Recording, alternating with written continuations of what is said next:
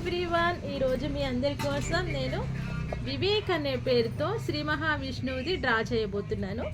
Please watch everyone and నా videos ఇలాగే watch చేస్తూ ఉండండి. నాకు సపోర్ట్ ఇవ్వాలని కోరుకుంటున్నాను.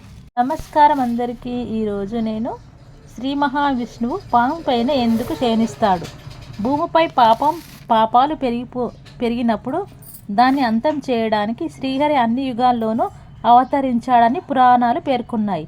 దుష్ట శిక్షణ కోసం భగవంతుడు అవతరించాడని తెలిపాము. శ్రీ మహావిష్ణువు శంఖచక్రధారుడై అనంతుడిపై శయనిస్తాడు. శేషతల్పంపై శయనించిన శ్రీహరి పాదాలు చెంత లక్ష్మీదేవి నాభిలో బ్రహ్మ ఉంటారు.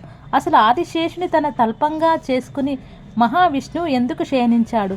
హిందూ ధర్మం ఈ సర్పాన్ని శేషనాగుగా పేర్కొంది. దుష్ట శిక్షణ కోసం శ్రీహరి భూమిపై అవతరించినట్లు చెబుతారు. గరుడ వాహనంపై సంచరించే హరికి శేషనాగుతో అనుబంధం ఏంటి? ప్రపంచం పాప సముద్రంలో మునిగిపోతే పునరుద్ధరించడానికి మహావిష్ణువు తరలి వస్తాడని అంటారు.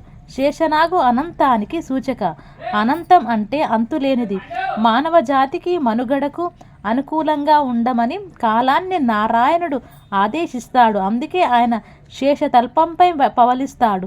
అంతేకాదు, శ్రీహరి మరో అవతారంగానే శేషతల్పాన్ని పరిగణిస్తారు. ధరిత్రిపై పాపం పెరిగిన ప్రతిసారి మహావిష్ణువు అవతరిస్తూనే ఉంటాడని పురాణాలు పేర్కొన్నాయి. హిందూ ధర్మం ప్రకారం శేషనాగు శ్రీ మహావిష్ణువుకు చెందిన ఒక శక్తి. అందుకే విష్ణుమూర్తి తనకు చెందిన శక్తిపైనే శయనిస్తాడు. శేషనాగుతో నవగ్రహాలు కలిపి ఉండే విష్ణుమూర్తిని ఆరాధిస్తుంది. అందుకే ఈ విశ్వాన్ని సంరక్షించేందుకు విష్ణుమూర్తి నవగ్రహాలను నిలయమైన శేషనాగుపై శయనిస్తారని, ఇది శయనతల్పంగానే కాదు విష్ణువునకు రక్షణగాను ఉంటుంది. చెరసాలలో జన్మించిన కృష్ణుడిని కంసుడి బారి నుండి రక్షించడానికి వాసుదేవుడు గోకులానికి తీసుకెళ్తున్నప్పుడు ఎదురైన తుఫాను నుండి శేషతల్పమే రక్షించిందని పురాణాలు తెలిపాయి. అందుకే శేషనాగు నారాయణుడి రక్షణగా కూడా వ్యవహరిస్తుంది. అనంతుడు మహావిష్ణువుల మధ్య అనుబంధం విడదీయరానిది. చెడును పారదొరడానికి జరిగిన మహాయుద్ధంలో విష్ణుమూర్తికి ఎంతగానో సహాయపడింది.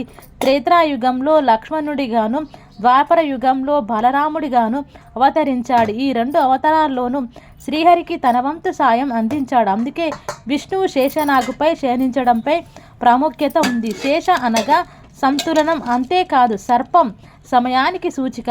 శేషతల్పంపై శ్రీ మహావిష్ణువు శయనిస్తున్నాడంటే దానికి అతీతం కాకుండా సమయాన్ని తన అధీనంలోకి తెంచుకుంటున్నారని అర్థం.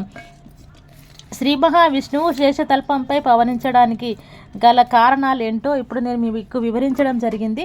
నా వీడియోని ఇలాగే చూస్తూ ఉండండి, లైక్ చేస్తూ ఉండి, నా డ్రాయింగ్ కూడా చూడండి. ఎందుకంటే నాకు భగవంతుడు ఇచ్చిన ఇంకొక వరం, నేను ఆర్ట్ చిత్రలేఖనాన్ని బాగా వేయగలను.